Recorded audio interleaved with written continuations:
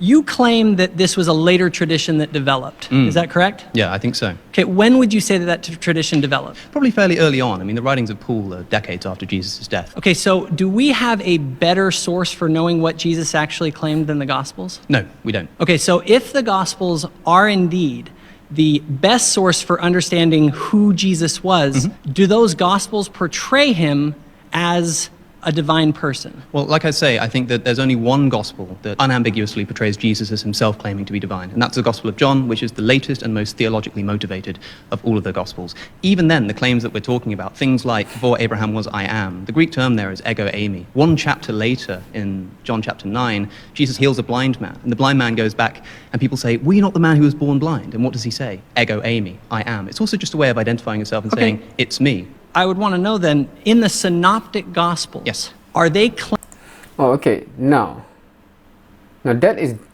okay. About before Abraham, I am, right? Of course, in the English, it is capitalized, I am. And then I've made a reaction to a comment that shared similar pattern with how Moses is being instructed by God. So I make a remark only based on that, because I do not know the original language. I assume that's how, meaning it's quite unique in a way of a phrasing that, okay, let's go with that, right? But if what he just said just now is accurate, I am is not really, you know, it's not really a phrase that indicate beyond what is understood as a normal phrase. But anyway, claiming that Jesus is just a mere man?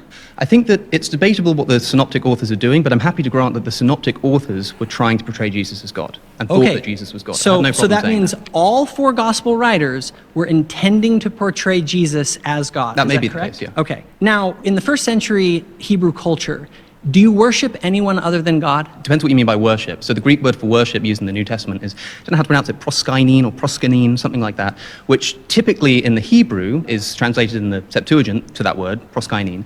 In the Hebrew is a word which just means something like bow down before. So for example, the same word is used when Jacob bows down before Esau. The same word is used when Joseph's brothers bow down before him when he's the governor of Egypt. The same word is used for King David, for example, in multiple books of the Bible. But in the Synoptic Gospels, is Jesus portrayed as being worshipped? I think at some points, yes. So, for example, at the end of John's Gospel with Doubting Thomas, at the beginning in the birth narratives, of course, I think the birth narratives were forged in later additions to the New Testament. I want to focus entirely on the Synoptic Gospels, because those seem to be the one that you think are the most shaky on this. In the Synoptic Gospels, is the charge of blasphemy given against Jesus? Yes. Absolutely, right? Yes, yeah. Can you be given the charge of blasphemy merely for claiming to be the Messiah? Well, let's find out. In the book of Acts, St. Stephen has a vision before the Pharisees.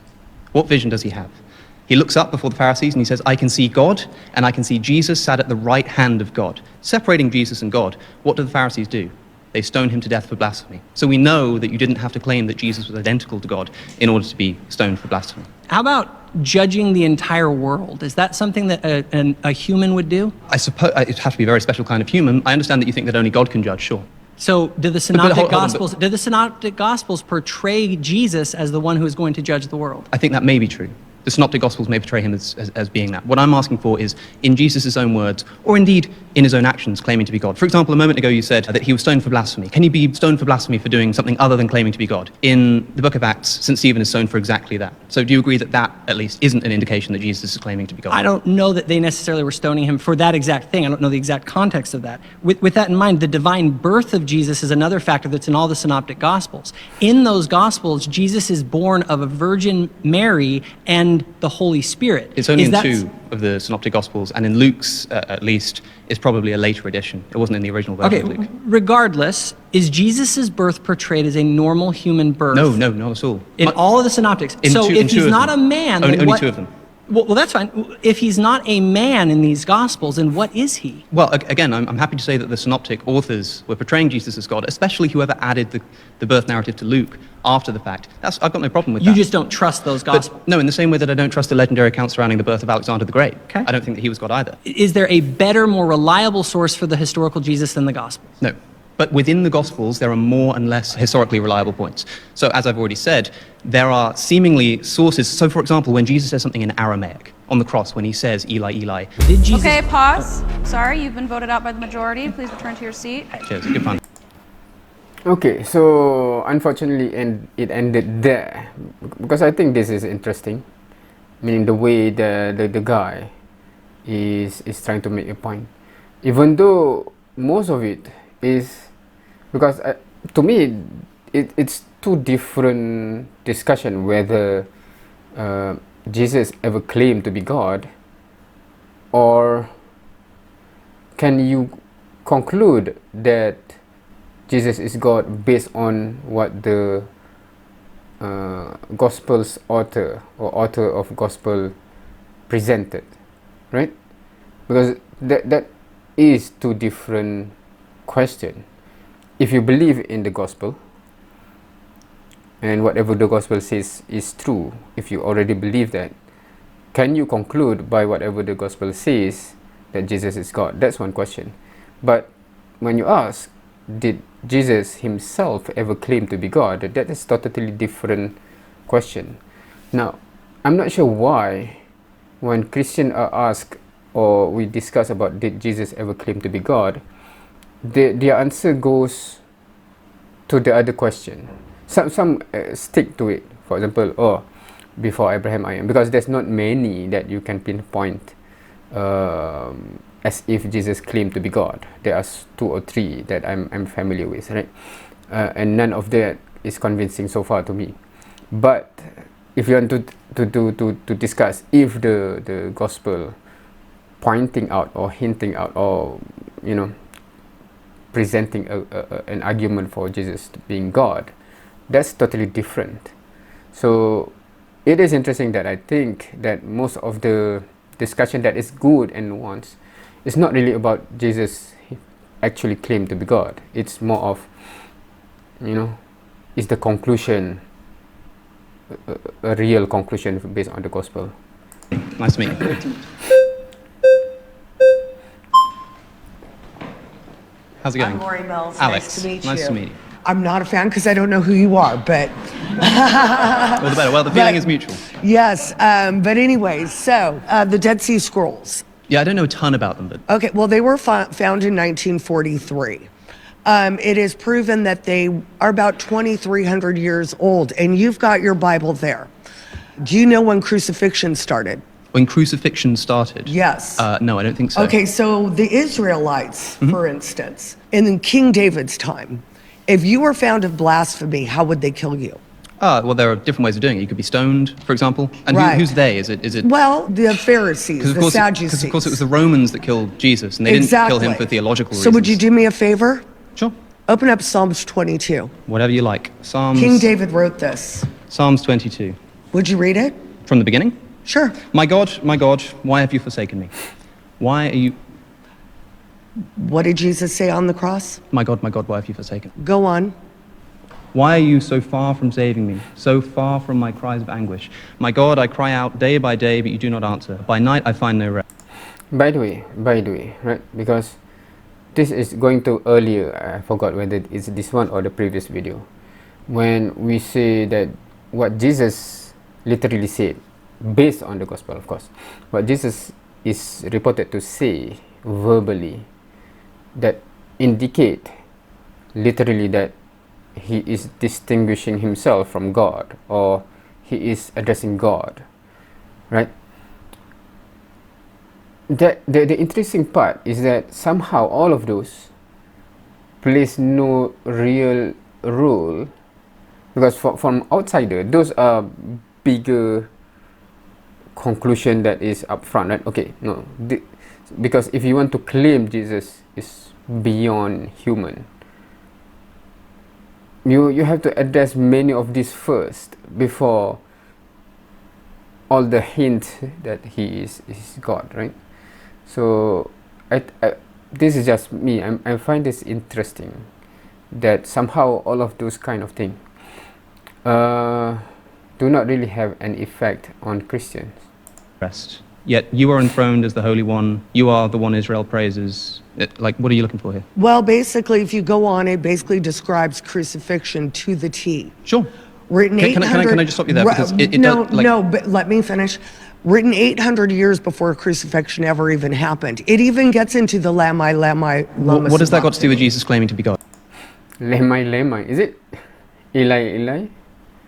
What is it? Lemai. Well, what this has to do with it is I believe that the entirety of the Word of God, just like in John chapter 1, the Word became flesh Sure. and made its dwelling amongst us. Yep. I believe the entire Bible points to Jesus being the Messiah. I agree with you. So that is my point. The Messiah is not the same as God. Jews didn't believe that the Messiah was going to be God. Well, Okay, it's pause. Sorry, Lori, you've been voted out. very nice to meet you.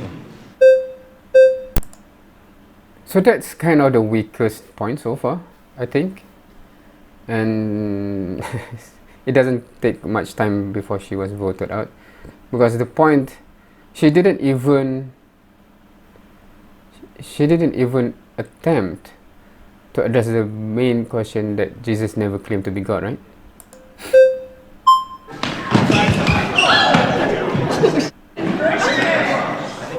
Not in charge here. Nice to meet you. Nice to meet you.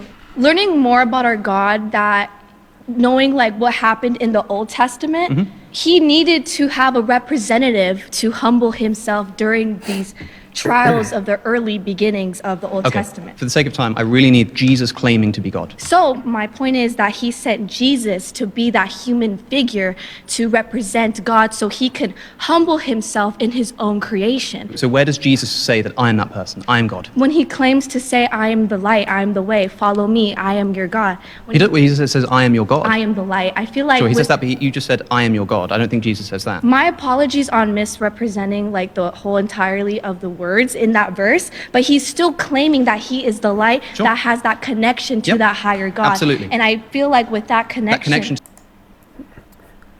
The wording that she said herself, right? He is have the connection to the higher God, etc. Right? I'm not sure whether some Christians realize the wording that they use kind of indicate that, you know, that's the distinction, whether you want to verbally accept it or not, because it's somehow embedded in the way you're trying to even describe it.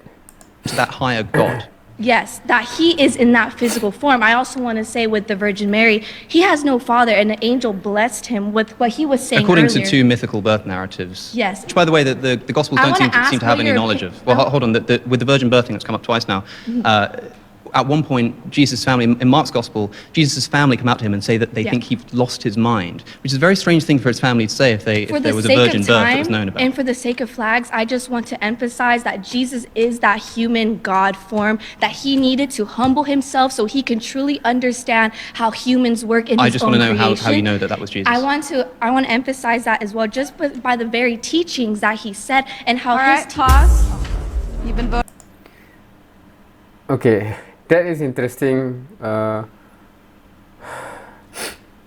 to. I'm okay. I'll leave it at that, right? Because from the very beginning, she didn't even have a good point to put across. Unfortunately, she just want to say, "This is what I believe. I want to tell you," something like that. Voted out. Please return to your Thanks. seat.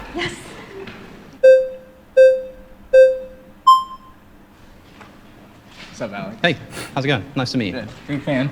I think that the general narrative of the Bible is the soon coming Messiah. Obviously, there's some discrepancies and disagreements on the whole notion of whether Jews believe that the Messiah was God or not. But if we're looking at the New Testament as a whole, there seems to be this narrative from the beginning of the Gospels all throughout Acts that the religious officials and everybody around this Jesus figure is trying to do away with this up and coming revolution or whatever, where you specifically noted with the blasphemy that Stephen so-called did.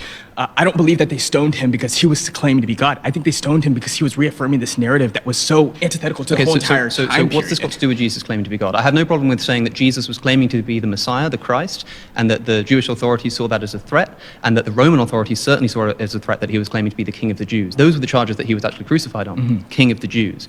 Where does Jesus claim that he's God? I'm just going to go back to John because it's the strongest source, and, So and give me one the example. the multiple instances of I am. Like, Let's take even, one. even if it's just what you said earlier with the exactly how you quoted it. He says before Abraham, and Abraham in Jewish tradition and culture seems to be this forefather of their faith. So it's like, how are you putting a man, just any man, above Abraham? Well, he's not just any man. He's not claiming to just be any man. No, I'm not saying there's but I'm any old saying man, and then that- there's God, and I'm there's saying lots that of places in Abraham's between. statement reaffirms that I am. That you can't just say before Abraham, because Abraham is the beginning of the Israeli timeline. Like this is the beginning of their faith. Sure. So to say that. So for what it's worth, I don't think that Jesus, the historical Jesus, actually said this. But even if he did, saying before Abraham was ego eimi certainly seems to imply that he is maybe eternal, at least existed before his bodily form. That's pretty weird. But claiming to be God is a different thing. As I say, when Jesus walks on the water, the disciples think that they've seen a ghost. And what does Jesus say to them? Do not be afraid, ego eimi, which most Bibles translate as it's me. Because sometimes saying ego Okay, eimi... pause. You've been voted out by.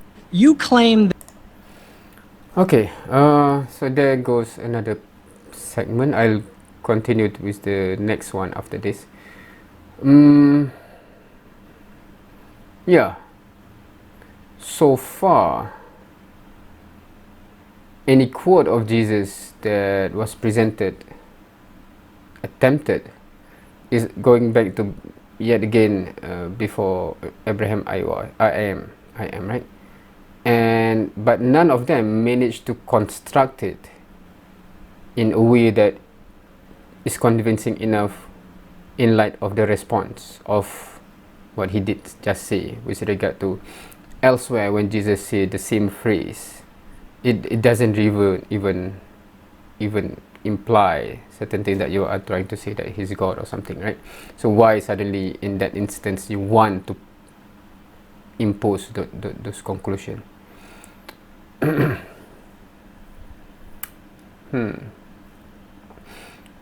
Anyway, so I'm going to straight watch the third part, inshallah, after this. Interesting discussion. And yeah, see you next time.